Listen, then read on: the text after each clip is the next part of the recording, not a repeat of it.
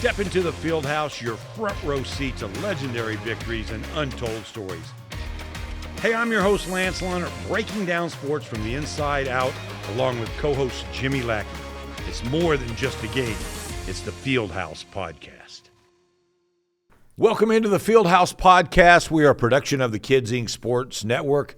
I'm one of your hosts, Lance Leonard. We have the man here, CEO of Kids Incorporated, Jimmy Lackey. Jimmy, what's the best thing that happened to you today, man? Great question. I bought breakfast for our construction meeting last week, and I got charged twice on the app at a local restaurant. I won't mention them because they've been wonderful to work with. But I had to go show them that it charged my account twice, and found out this morning they're going to write us a check for one of those, so we'll go with that. But that way to be aware of that, though. Most of us would probably not even look that close. Yeah, it dinged us twice, and around our place, every dollar's a dollar. And I just was trying to get a little bit of breakfast for everybody at a big construction meeting last Thursday, and yeah. So, but anyway, they're going to write us a check for the other one, so we'll go with that today. Okay. What about you? Hey, we did what about you? Oh, the best thing that happened to me today. A lot of them, people say waking up, and that is a big for me. But I got to tell you, walking my Teddy ball game, he wakes me up at 7:30, 7 every morning. He has to have this walk first. We have the same route, Sam Houston Park we end up in, and it's going to take about 30 minutes for him to smell everything and do his thing before we get back. But I love walking. He's a Shih Tzu, right? He's a Shih Tzu. So we've got a Shih Tzu, Zip. Yeah. Maybe Teddy Ballgame needs to train Zip a little bit, because Zip wakes me up at 5:30. He sleeps by the bed in his bed, and at 5:30, here's what you hear. That means get up, Dad. And then he gets louder. Oh, and he always has a toy in his mouth. Oh, wow. Everywhere he goes in the house. If I walk in and he doesn't have it, boy, he shoots that toy box, comes back, and his little butt just wiggles like this. Yeah. But he's always got a toy in his mouth. So Teddy jumps up and then gets, he just walks right up on me. Yeah. Said it's time, and he'll lick my cheeks. Yeah. You know what I mean? So we're walking. That's the way they are. They're creatures of habit. Yeah, and that's the best thing. Oh yeah. I love coming in here chatting on the Fieldhouse Podcast. It's been a lot of fun for me, and we're at number 60 today. Not that long ago it was 50, it seemed like, but I'm going to start with my 60. Really, if you look, I don't know if I haven't looked at the book. I haven't either. I did some research last night. Okay, good. I had to go back and dig. It. I had to go back and dig because that's not an easy number. Like Otto Graham was the one, that's so far back, mine. But that's not mine. I'm just telling you. But Otto Graham was a great quarterback. He has a legendary photo, doesn't he? Of him bleeding from the head. Yep. He was bald at the time and things like that. But who is your 60? Is it was Otto? Graham. Yeah. And I'll let you go because I don't want to. I had another one too, but I'm going to let you go before I say anything. Well, I don't have great ones, but believe it or not, growing up in Colorado, for some reason I love this guy. And it was Tommy Nobis. Yep, he was number 60. Yeah, he was probably most mentioned other than Graham. First round pick in 1965 NFL draft. But I kind of fell in love with him with the Longhorns. You didn't see him much, but I just loved middle linebackers at the time. Dick Butkus was famous then, and Steinhaus, I think his name is, played later for Texas, and Freddie Steinmark, maybe. Gosh, I can't believe it. Anyway, the award for high school athletes in Colorado is Freddie Steinmark. He played in the Arkansas-Texas game, had his leg amputated just shortly after that game, and he was from Denver. So, but that kind of era got me going. But Nobis then played for the Atlanta Falcons. A lot of people remember him more for the Falcons than the Longhorns.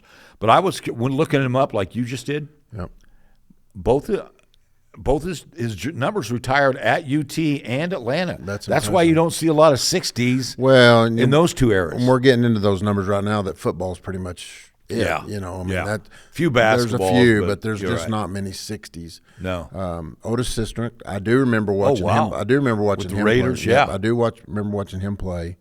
What a great name too, yeah. Otis Sistrunk. But reading about Graham. Yeah. he had a long playing career. And think about from 49 to 60, he played 16 years in the NFL. A lot of changes at that time. But they won. He played for the Browns, and they won NFL championships in 49 and 60. Wow. So 11 years apart, he won championships. That's impressive to me, especially back then when you think about the pads they used, and no face mask helmets, and play that long at a quarterback position for 16 years with the same team the whole time. Yeah. That doesn't happen today. And so the AFL, it started like in 60, didn't it? So that was that was kind of the change. But Nobis, Jimmy, was drafted number 5 overall in the AFL and number 1 overall in the NFL. So and that time they had. Well, if you look up online, he's at the top of that list. They had bidding wars, but the face mask cracked me up. The helmets at that time.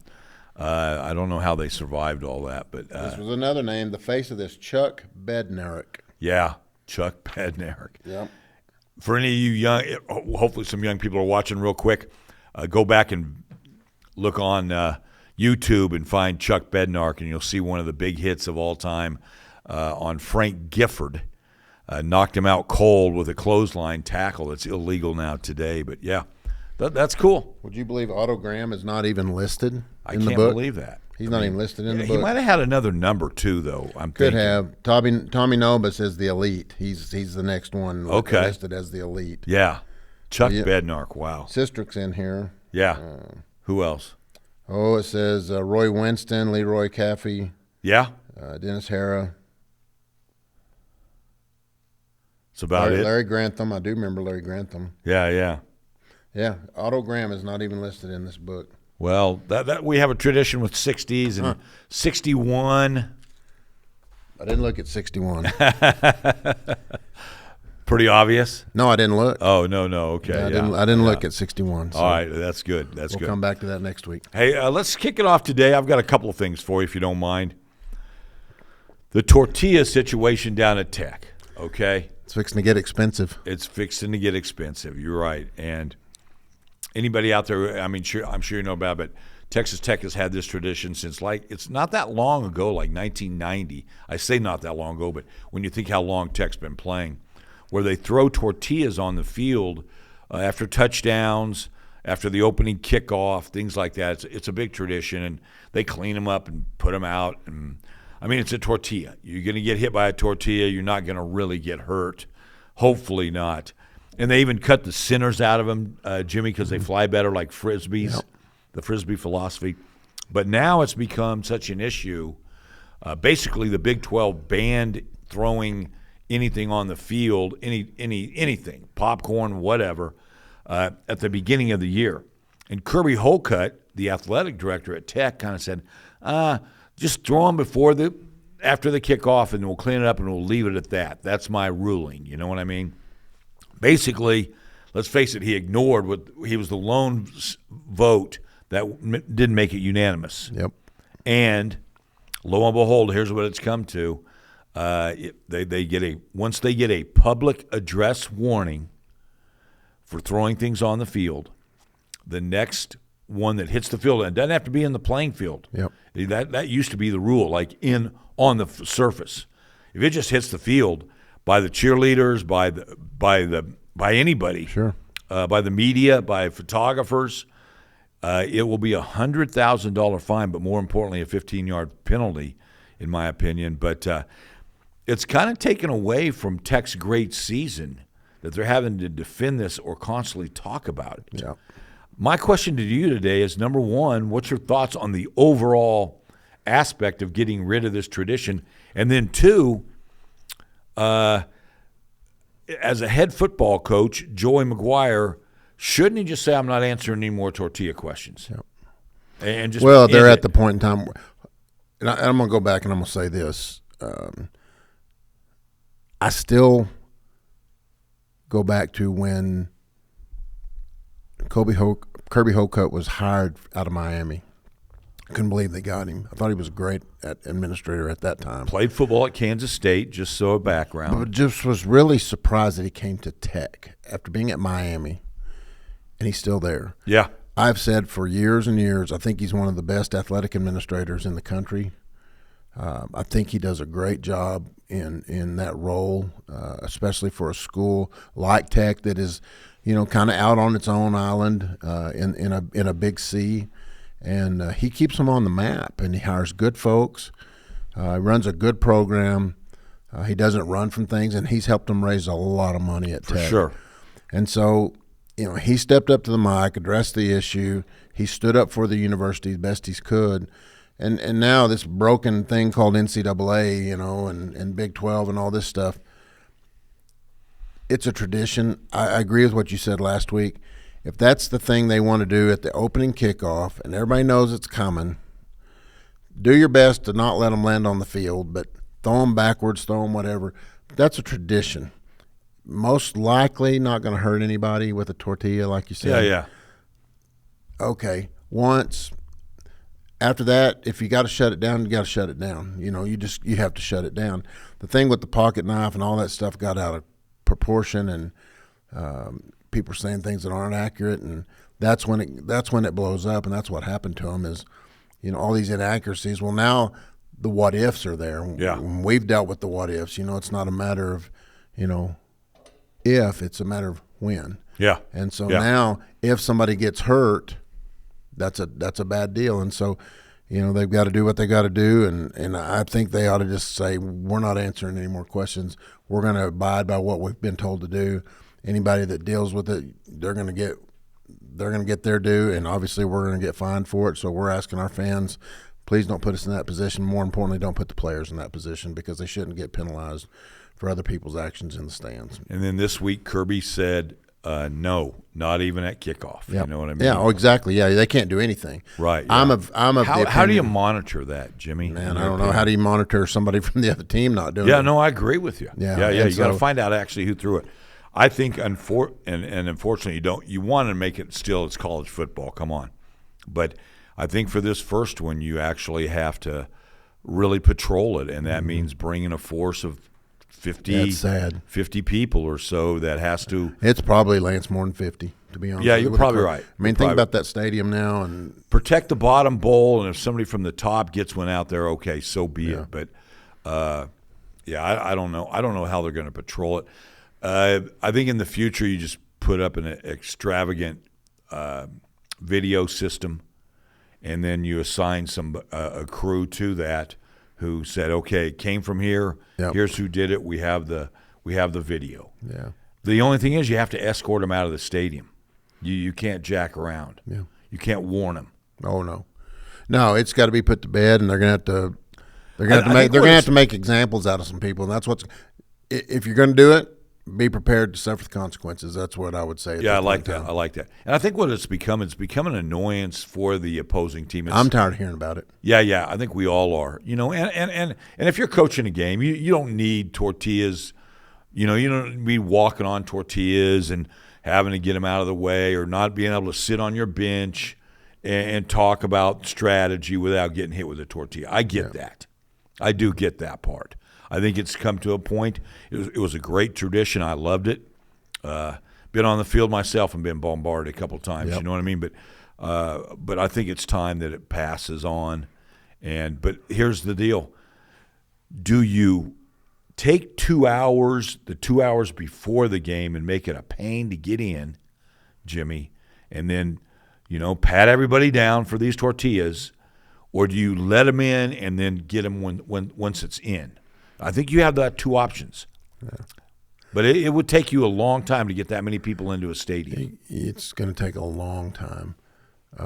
So, anyway, I know Tech's having a great season. I know they lost to Arizona State, which surprised me. I thought they didn't play very well. Play calling, we can talk about that, but it's easy to – I thought they got out-coached. Yeah, I do too. I mean, it happens. It happens. I'm not saying he's a bad coach. I'm just saying I think for that particular game, he got out coached. And then the play call, a option run to the short side of the field when your running back, who's having a nice year, by the way, makes one spin move and he's out of bounds. He's not tackled. Yep. He runs himself out of bounds. You're like, on that big of a play, that's what you're going to give me? Yep. Give me something, you know what I mean? Yep. So. Anyway, it's Oklahoma State down there, and we'll talk about that next week and just see what happens. There'll be so many people watching, but you're right. What if it's an opposing fan? Yeah. Unfortunately, Tech's going to suffer the penalty for that, and probably the fine unless they can prove otherwise. And then they're saying, it's Cody Campbell. He's a billionaire. 100,000 means nothing. Nah, 100,000. That shouldn't come out of Cody's pocket. Exactly. That comes out of the athletic department. That's a perfect example of what I talk about in this town sometimes is, and I'm going to get on my soapbox for a minute now, but the naysayers in the world, whether it's been about Rock Rose or anything else that goes on when we've had parks bonds and things of this nature, and they say, oh, so-and-so ought to just pay for that or so-and-so ought to just pay for that. In this town, there's 500 me's walking around with my hands out asking for additional dollars to cover the margin of difference that our fees don't cover in our businesses, in our nonprofits, in the nonprofit sector here in Amarillo and the region. And if we didn't have philanthropists that do what they do, we wouldn't have the quality of life we have in our communities around here. That's what makes the Panhandle special is people buy into things. We've got it in Dalhart. We've got it in Hereford. We see it in Elk City. We've got it here in Amarillo. And so I get angry sometimes with people that just think, oh, that XYZ company ought to pay for that, or ABC company ought to just pay for that, or Cody Campbell, he's got the money to do that. Those people don't have to do anything. Exactly. They choose to. Yeah. And Tech's better for it. Yeah. And not only Cody and Dusty Womble and those folks, but think about the team that they've put together behind that whole thing. Yeah, they're the leaders in the deal, but they've got some others that have some deep pockets that are very, very involved in that and have put Tech on the map. Look at them in softball. Look at them in basketball. Look at them in football. They're putting them on the map, and it's because there's some buy-in from your people that went to school there that want to see their school succeed, and I kudos to them, but there shouldn't be an expectation of them to have to pay for that, and that's where I get really aggravated about it, because at Kids Inc., we have no expectations. Nobody owes us anything. We have to go earn what we raise, what we do. The parents that choose to let their kids play in our program, we have to earn that. Yeah. I can remember back when I first started in '95, and a new football league started up here in town. I had some board members all upset about it. I looked them in the eye. I said, it's a free enterprise system. We got to earn our keep. Yeah. We just stay in our lane, do what we do, let others do what they do, and we'll all be fine. There's room enough for everybody to have business in town. And I've never worked in that arena that way. We just got to work a little harder. Yeah. I like that. I like the thoughts there. But there shouldn't be an expectation. But right now, it's the tortillas ahead of the team, and that's kind of sad because they're having a really nice year. So, all right, it's Blue Jays and Dodgers in the World Series. On the landscape map, are there going to be many people that care about this one? No, not locally. Yeah, just curious. Just Dodgers. Probably have more following than anybody, just from a historical perspective. Oh yeah. Them and the Yankees. Yeah, in Brooklyn Dodgers. I mean, let's go back in history, but they've got the stud on the team and the whole league. And what did he have the other day? He had 3 homers. Yeah, Craig was giving me the details about that. I was like, holy smokes! Shohei's show, they call it. Yeah. And so I think they'll win it. I could be wrong. I think, real quick, my thought is I'm kind of with you. Now, Toronto's going crazy over it. That's really fun to watch and see them. And there's some great storylines. But the Dodgers are now just so hated in general.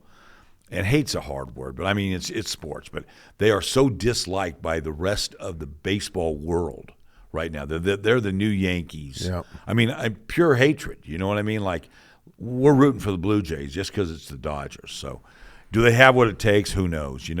It's baseball. We've seen it up here with Hodgetown. Team gets hot, they can win 4 games against anybody at any time. These are pros. The atmospheres are going to be insane.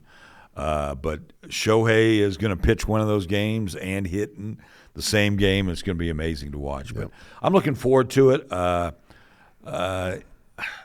I'm with you. I don't think it'll register with the nation like, oh my gosh, we got to watch this. Mm-hmm. Yeah. Yeah. All right. Hey, I do have a Heisman vote. blessed to have that for a few years. Now, they monitor you each year, and if it ever goes away, I get it. You know what I mean? It's just the way life rolls as you get older. But it's kind of interesting because I'm kind of on the Diego Pavia. I wanted to throw your thoughts at Jimmy today on this one. Diego Pavia, the Vanderbilt quarterback, he's kind of got a little in him. You know what I mean? Like, a little? He's got a lot. Yeah. Okay. He's also will go down in the history. You know, he's the one who fought for JUCO athletes to have extended times in Division I and won that case. So that's why right now, if you play 2 years of JUCO ball and then enter the NCAA, you still have 4 years eligibility. It's because of Diego and his attorneys. But anyway, it's Vanderbilt, Jimmy. I get it. Ty Simpson at Bama is fun to watch, and he's great. But that's a plug-and-play program. They're going to get one of the best quarterbacks in the nation, and he's going to lead that team to greatness. I think Fernando Mendoza over at Indiana. I was fixing to say. He's definitely in that. Julian Sion, I'm probably saying that wrong, from Ohio State. Haven't watched a lot of Ohio State this year, but that's kind of a plug-and-play as well, but that's the best team right now.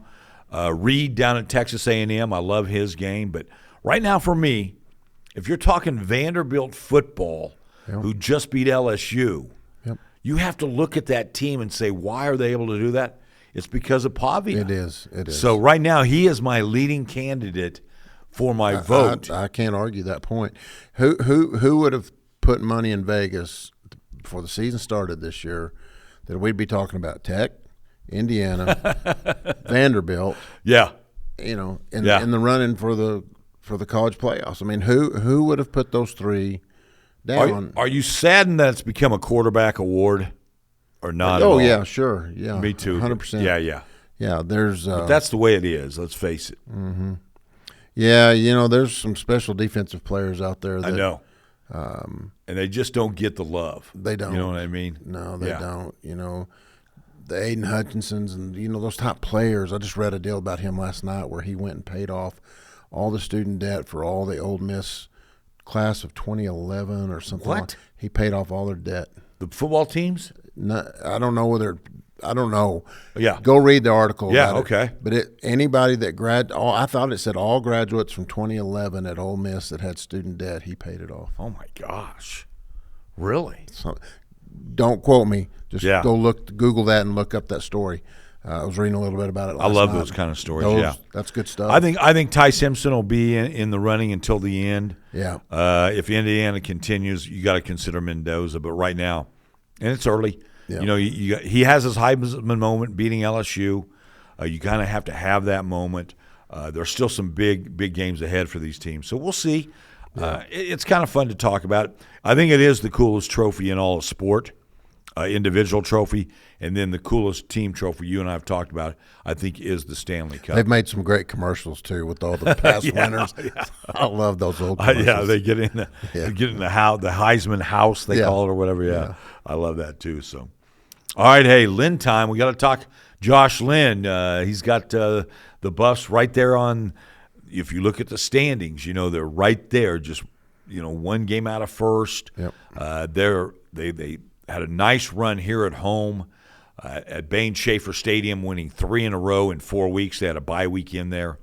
They're back on the road at UTPB. That's down in Midland now. They don't play in Odessa. They play where the high schools play their games in Midland. It's really, believe it or not, even though Permian is Permian, Friday Night Lights, the original, really Midland has a nicer stadium than Permian. So they play there right now. Yep. Ratliff's kind of it's still Ratliff, but it's pretty worn out. And but anyway, what do you think? I mean, you're kind of tapped into that team. We got to win this one. This is a big game. They took one on the chin too, and so right. We're one loss in conference. We've got to win them. We got to win out. I mean, I agree. If we're going to be up there, we got to win out. It's these next 4 that will. I think this is would be the biggest win in Josh's tenure. Yep. He can beat them down there. That's a huge win. And then to come back and beat Scott Parr's bunch here, with Kingsville here, sets us up for all the opportunity. You can't count Midwestern out. And Angelo, we've got, think about it, we've really got 4 somewhat pretty serious rivalry games. Yeah, left. Eastern being a big one, but this Permian thing has become really personal after basketball stuff. We've had some issues. Basketball stuff, and then remember the delay they had down there, the lightning delay that got controversial in that football game. So that's become a little bit of a heated rivalry. Plus, they took our strength and conditioning coach down there, Sarah. Shout out to her. I love Sarah I Ramey. love her too. So, I've got to ask you. Josh was talking, but and said like these. He did mention you're on the same page as him, as this is like a 4-week stretch, not just this 1 week. But I might have mentioned it last time we talked. If I did, I please forgive me. But when Scott Parr is here, they're going into the Plainview Hall of Fame. Yep. And Scott plays on Saturday, so as I understand it, his team's going to allow him to hop down to the game. It's Plainview at home, obviously. Yep. And then Steve will be up for it. And then Seth plays on Thursday with Anna. So all 3 Pars are going in the Plainview Hall of Fame at the same time. That's awesome. Isn't that kind of cool? Yeah, and they'll all be at the game in the middle of their season. So yeah, that's awesome. Yeah, I like that. I like that a lot. But should be. It's. By the way, the wagon wheel. Do you know how much it weighs? I do not. Okay. WT won the wagon wheel. To guess. Rolling up that hill. By the way, there were 2 wagon wheels. If you do the history lesson, we don't know where this. Maybe I'll investigate that over the next year. They made 2. They brought 2 of them in. Okay. And they went and searched for these. Whoever got them, and then one of them was like, if this one ever breaks or whatever, we're going to bring the other one in. I don't know where the other one is, but what does it weigh? Take a guess. It's a legit wagon wheel from the era. Yeah, I'm going to say 2 1/4. No, way less. I thought. I was thinking more 30, 40 pounds. It's 85 pounds. Okay. Yeah. I mean, 2 1/4. I mean, to lift it, I'm just thinking about rugged terrain. Yeah. What would it take to get across rugged terrain? I don't know that I would want to be on a wagon that has an 85-pound capacity wheel on it. Yeah, fair enough. We'll just go with that. But that was think of that mental image for a minute. Talk about a flat tire. That was a great win for the Buffs over Eastern, and it happened on. I saw Mike Wardis the other day. I told him I'm going to get a hold of him and Alan. I'm going to see if there's a way for us. What'd they say? Oh, they're in. If we can get them tied in right. And if they're in. We're just going to say you guys 2 start talking. Yeah, whatever the time frame is, Mike goes, well, I won't have to talk if Alan's here. And so, Alan, if you're listening, get a hold of Mike because I talked to him the other day, and he's game. We need to find a time and get y'all up here. We would love to have a podcast. Oh, that is total brother talk right there. Yeah, that is. I would love to sit down with them. I would love to sit down with them. Yeah. Hey, I got one more for you. Broncos, Dallas. I'll be in the stadium on Sunday. Dadgum Lowe had the Cowboys the other night. Did you know that? I saw that. I didn't realize it. Have you talked to him much? No, I haven't this year. We were supposed to go see him in New Orleans last year, and we had a little accident that happened. But Lowe Pham is his name. Lowe Played Pham. Kids Inc., and now he's an NFL official. Yeah, but he had the Cowboys Redskins or Commanders the other night, and I didn't look till after. I thought, I wonder who he had, and then I thought, well, shoot, Yeah. watch the whole game, didn't even see him. So. Sometimes you don't get to see him because of number 99. If you ever see that official out there, that's him. Yeah, living in the Dallas area Plano, now. Living in Plano because area. of the so proximity to flights. Oh and yeah, things. get in and out. Yeah, it's just easier. Yeah. He's living his best life. Yeah, we would love to have him on, Lowe, if you ever listen in. Yeah. But I'll be on. My brother said, "Hey, we're going to sit in the south end zone." I said, "Great." Awesome. It's a legendary. And then all of a sudden he shows up with. He's done pretty well for himself in Golden, Colorado, and I think we're sitting 50-yard line. Oh heck! For the Cowboys at Broncos. Nice. So, yeah. We'll see. I'll send you a photo, okay, Jimmy? But that's pretty much what I had for Peyton and Wilson shared some comments with each other the other day. Yeah, what's going on there? I don't know. I know the Wilson thing didn't go well, but just let it go. Be mature, man. You're both millionaires because of the sport of football, and this is more on Peyton. The cheap shot he took at him. that. Yeah. And Wilson's just fighting back now. You know what I mean? Yeah. I don't blame him. We'll talk about it as it gets closer. But Wilson was on this peak, and then his last years in the NFL have really dropped him off that peak. And will that affect voters? Because but these are people who watch the NFL every year for the last 25 years. I think they'll consider what he did.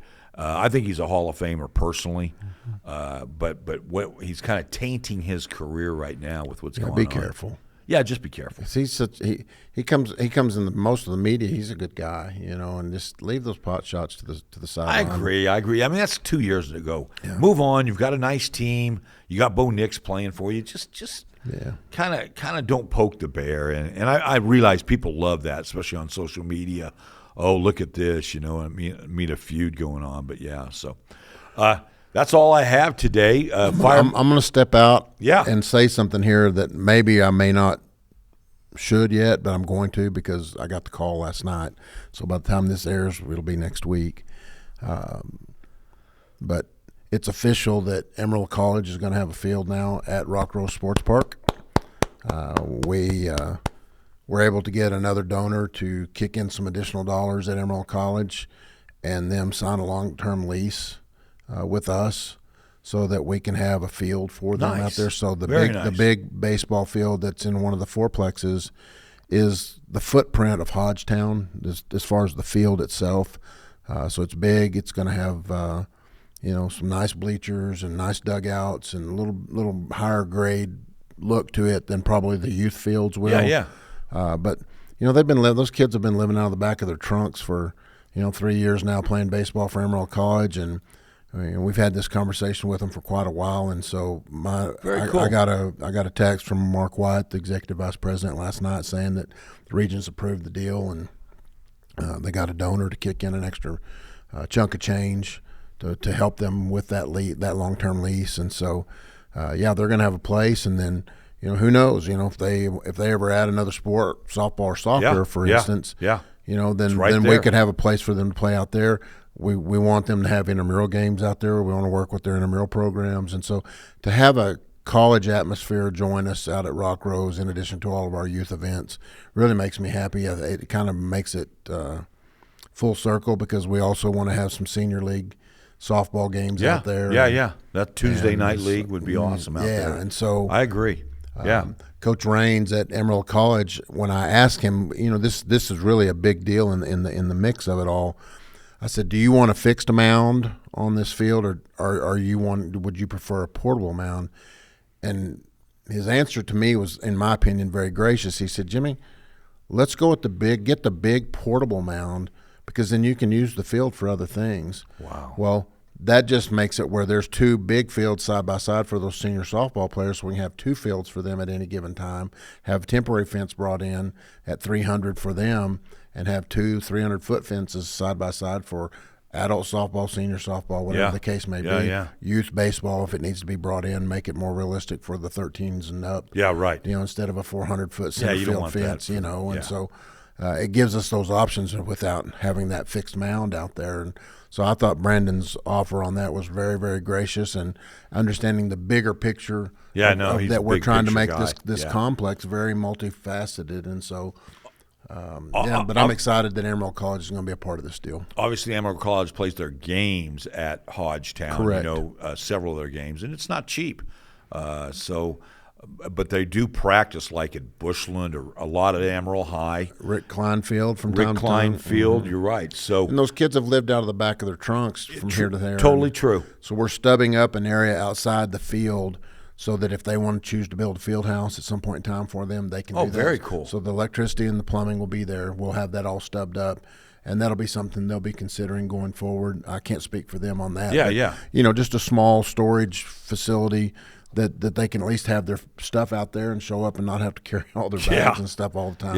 No, you're right. That it's mobile because they're not in Hodgetown. I'm thrilled that that's cool. That finally came to fruition because that was something that Dr. Lowry Hart and I talked about years ago, and the Regents made it official last night with a long-term lease. Get their logo on the field as well. Oh yeah, we'll brand it. It'll be very much branded Emerald College, and I think that adds a lot of additional pizzazz to the complex. I do too. Yeah. I do too. Way to go. Way to go. Thanks for breaking that news here. I'm excited about it. That's exciting. I know Coach Raines, and he man, that guy can recruit. He's intense. He knows the junior college world with the best of them, and they want to bring a national championship here. That's their goal, Jimmy. It's not to be competitive. Oh, yeah, no. And right now they're building that towards that. So you got to get those pitchers. I think one of their players from last year is playing in Oklahoma. So the program is starting to establish themselves where, hey, you can trust us with your Division I prospects, and we are going to get them ready for your school. So very cool. Yeah, good very stuff. Cool. Yeah. All right, is that all? That's it for me. Okay. Got to give me a score. Broncos, Dallas, man. Boy, I tell you what, I was reading an article. Dallas's offense right now is better. Well, I was reading Denver's. an article this morning. It was asking, are they one trade away from being a contender? Dallas? Mm-hmm. What trade would that be? I don't know. That was just the theme of the article. You got CD back, and man, they put up some points. Oh, they look good. They look good. Yeah. Really, really good. But they're so up and down on defense. They're so up and down. Yeah. I don't know. That's Bo Nix has got them playing well. That comeback the other day. Well, it had a lot to do with how bad the Giants are, quite honestly. It does. You know what I mean? But still to score 33 points in one quarter is amazing. But I think it's going to be obviously I'm rooting for Denver or I wouldn't be going up there, but I'm just going to tell you, I think it's going to be maybe a little bit of a shootout. You know what I mean? I thought Denver's defense was going to be a little stronger than it has been, but if the Giants can put up 32 on you, the Cowboys certainly can. Yeah, I hope it doesn't turn into one of those snoozers where neither one of them move the ball. Yeah, you got two quarterbacks that are very, very capable, and honestly, both offenses are capable of moving the ball well. Yeah, defense will win the game for them in this one, I think, or it could be a funny special team deal too. I think Dak's having an MVP type season. He's been that good, so Denver's well. going to have to watch out. But it'll be a lot of fun. It's supposed to be about 60 degrees. Perfect football weather. Doesn't get any better than that in Colorado. Football weather. Hey, thanks a lot for coming in. No, thank you. Thanks, Maddie. Thank you, Maddie, for everything you do for us. And like we always say, if you have a guest, I've had a few people stop me and say, hey, I like this guest on. So I'm trying to work on a couple of those as well. But tell Jimmy and I we'll try to work that out.